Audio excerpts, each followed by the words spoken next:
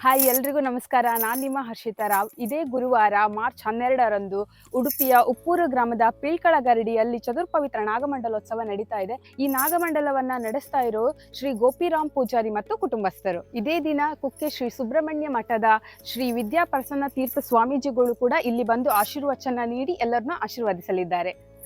ಉಪ್ಪೂರು ಶ್ರೀ ಪದ್ಮನಾಭ ಐತಾಳರ ಆಚಾರತ್ವದಲ್ಲಿ ಸಕಲ ಧಾರ್ಮಿಕ ಕಾರ್ಯಗಳು ಕೂಡ ನಡೆಯಲಿದೆ. ನೀವೀಗ ನೋಡ್ಬೋದು ಇಲ್ಲಿ ಯಾವ ರೀತಿ ನಾಗಮಂಡಲದ ಪ್ರಿಪ್ರೇಷನ್ ನಡೀತಾ ಇದೆ ಅಂತ. ಇವಾಗ ನೀವು ನೋಡ್ಬೋದು, ನಾನು ಪಿಳ್ಕಳ ಗರಡಿಯ ಮುಂಭಾಗದಲ್ಲಿ ಇದ್ದೇನೆ.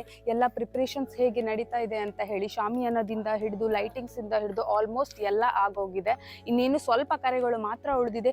ಇಷ್ಟು ಬಿಸಿಲು ಅಂತ ನೋಡದೆ ಎಲ್ಲರೂ ಎಷ್ಟು ಕಷ್ಟಪಟ್ಟು ಕೆಲಸ ಮಾಡ್ತಿದ್ದಾರೆ. ಈ ಪಿಳ್ಕಳ ಗರಡಿಯ ನಾಗಮಂಡಲೋತ್ಸವವನ್ನ ಎಲ್ಲರೂ ಬಂದು ವಿಜೃಂಭಣೆಯಿಂದ ಆಚರಿಸೋಣ, ಮತ್ತೆ ತುಂಬಾ ಯಶಸ್ವಿಯಾಗಿ ಈ ಕಾರ್ಯ ಸಂಪೂರ್ಣ ಆಗಲಿ ಅಂತ ಕೇಳ್ಕೊತೀನಿ. ನಾನು ಬರ್ತೀನಿ, ಖಂಡಿತವಾಗ್ಲೂ ನೀವು ಬನ್ನಿ. ನೆನಪಿರ್ಲಿ, ಇದೇ ಮಾರ್ಚ್ 12 ಗುರುವಾರ. ಇದೇ ಮಾರ್ಚ್ 12ರಂದು ಗುರುವಾರ ಉಡುಪಿಯ ಉಪ್ಪೂರು ಗ್ರಾಮದ ಪೀಳ್ಕಳ ಗರಡಿಯಲ್ಲಿ ಚತುರ್ಪವಿತ್ರ ನಾಗಮಂಡಲೋತ್ಸವ ಇರುವುದು ನಿಮಗಂತೂ ಗೊತ್ತಿರೋ ವಿಷಯ. ಈ ನಾಗಮಂಡಲೋತ್ಸವದ ಪ್ರಯುಕ್ತವಾಗಿ ಮಾರ್ಚ್ 9ರಿಂದ ಮಾರ್ಚ್ 12ರ ತನಕ ಹಲವಾರು ಕಾರ್ಯಕ್ರಮಗಳನ್ನು ಇವರು ಹಮ್ಮಿಕೊಂಡಿದ್ದಾರೆ.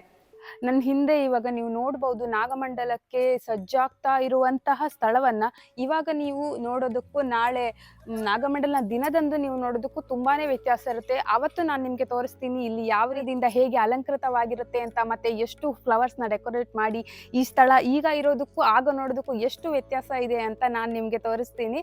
ಅಲ್ಲಿ ತನಕ ವೆಯ್ಟ್ ಮಾಡ್ತಾ ಇರಿ. ಮತ್ತೆ ಏನೆಲ್ಲ ಪ್ರಿಪ್ರೇಷನ್ಸ್ ಆಗ್ತಾ ಇದೆ, 9ರಿಂದ 13ನೇ ತಾರೀಕು ತನಕ ಏನೇನು ಕಾರ್ಯಕ್ರಮಗಳಿದೆ ಅಂತ ಹೇಳಿ ನಾನು ನಿಮಗೆ ತೋರಿಸ್ತೀನಿ, ಬನ್ನಿ.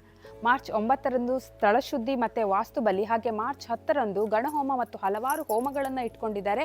ಹಾಗೆ ಅದೇ ದಿನ ಮಧ್ಯಾಹ್ನ 3 ಗಂಟೆಗೆ ಶ್ರೀ ಭಗವತಿ ದುರ್ಗಾ ಪರಮೇಶ್ವರಿ ದೇವಸ್ಥಾನದಿಂದ ಹೊರೆಕಾಣಿಕೆ ಹೊರಟು ಪುತ್ತೂರಿನಿಂದ ಈ ಪಿಳ್ಕಳ ಗರಡಿಗೆ ಬರಲಿದೆ.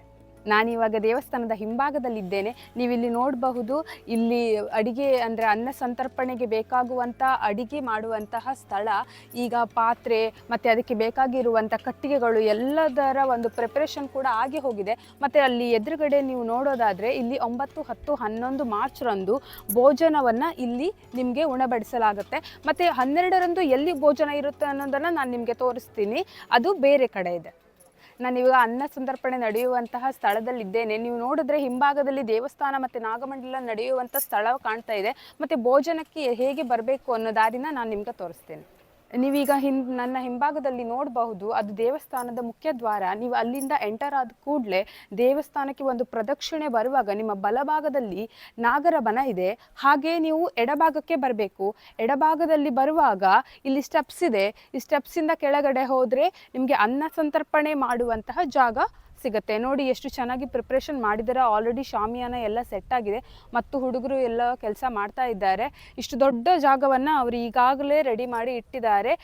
ಆದಷ್ಟು ಹೆಚ್ಚಿನ ಸಂಖ್ಯೆಯಲ್ಲಿ ಭಕ್ತಾಭಿಮಾನಿಗಳು ಬಂದು ಅನ್ನ ಸಂತರ್ಪಣೆಯನ್ನು ಸ್ವೀಕರಿಸಿ ಶ್ರೀದೇವರ ಕೃಪೆಗೆ ಪಾತ್ರರಾಗಬೇಕಾಗಿ ಕೇಳ್ಕೊಳ್ತೇನೆ.